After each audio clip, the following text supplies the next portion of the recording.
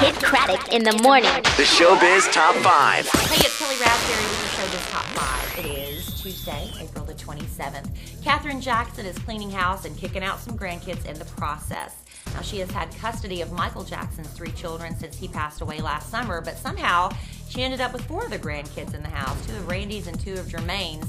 But now Jafar, Your Majesty, Dante, and Randy Jr. all have to pack up their bags and move into a condo that is owned by the Jackson estate. We hear things are just getting completely chaotic in the household, and the straw that broke the camel's back really was when Jafar brought in the stun gun and was accused of chasing a blanket around the house with it. Of course, everybody's still denying that story, but apparently it had more truth to it than not. Whitney Houston is still attempting this comeback world tour, and it is not going very well for her.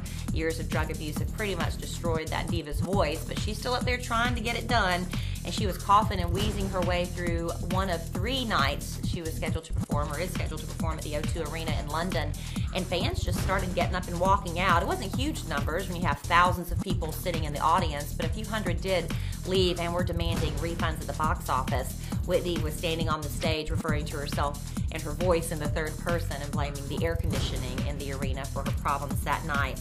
Doctors say a full recovery may still be possible for Bret Michaels, who's been in the hospital since Thursday after suffering this horrible headache, caused him to call 911, and doctors determined he was suffering from bleeding on the brain. Now, he's immediately listed as critical patient because that's just standard procedure when you have bleeding on the brain. But one neurologist who is not treating Bret says the fact that he is speaking, even though his speech is slurred, is really a great sign and a really good prognosis for him. She said the best news is that he's even awake at all, because if he was in a coma, it would be a much more serious situation. Michael Lohan never did get his face-to-face meeting with his daughters that he was demanding yesterday. In fact, Lindsay and Allie Lohan just went to lunch with their friend and sat on a patio so all the paparazzi could take their picture, and just further, thumbing it to their dad, saying we're not interested. So now Michael's flown back to New York, and he's going to follow through with his threat to consult with a lawyer, consult with a judge about trying to get some sort of control over Lindsay's life.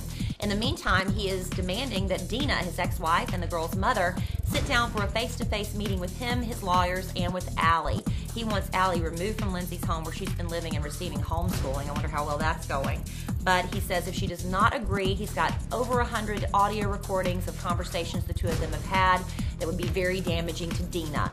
And to prevent that from happening, he's demanding this face-to-face. We'll see if he gets his way this time around. And then finally, Jenna Jameson and Tito Ortiz. Lots of drama in Hollywood yesterday. Jenna, or her father actually, called 911 to report that Tito had thrown her down into the bathtub after a heated argument and caused her to tear 2 ligaments in her shoulder. Well, Tito and his attorney are saying that is not the case, that they did have a heated argument, but it's only because Tito found some OxyContin pills in her pants pocket. And he says that Jenna has been battling an addiction to these painkillers for over a year, that he and her family have been covering up for her, and now obviously they can't cover it up any longer. But that still didn't stop the police from arresting Tito, because something obviously did happen. We don't know if it's her side of this truth or his side at this point, that he is now free on bond. He is not allowed to go back to their home because he's got an automatic temporary restraining order that I think is good for the next 30 days, although Jenna already by the end of the day was saying she wants to meet with them and work things out. That's your Showbiz Top 5 for Tuesday.